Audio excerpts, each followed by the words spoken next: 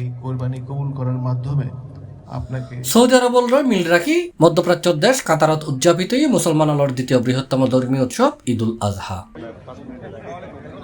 স্থানীয় সময় ভোর 4:58 কাতারের 650 খান ঈদগাহ এবং মসজিদত একই সময়ে ঈদুল নামাজ অনুষ্ঠিত হয়।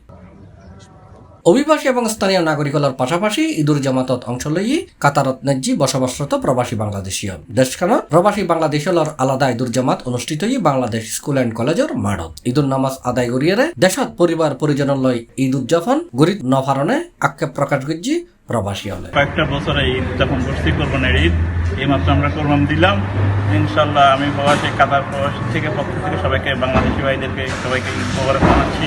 সবাইকে ঈদ মোবারক।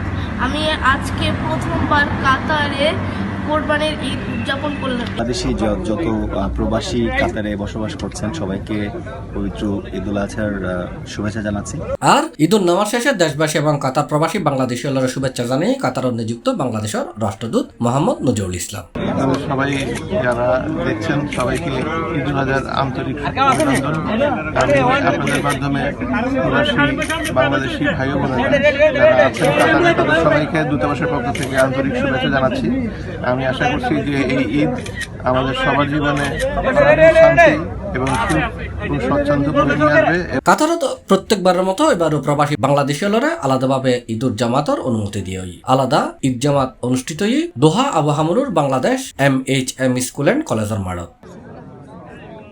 নামাজ শেষে গোটা মুসলিম বিশ্বর কল্যাণ এবং শান্তি কামনায় দোয়া মোনাজাত করা হয়। মোনাজাতের শেষে বাংলাদেশি মুসল্লি হলে পরস্পরের কোলাকুলি করছি ঈদুল নামাজের ফরফরে কাতারত বিভিন্ন জায়গাত প্রবাসী বাংলাদেশি হলে পশু কোরবানি দেয়।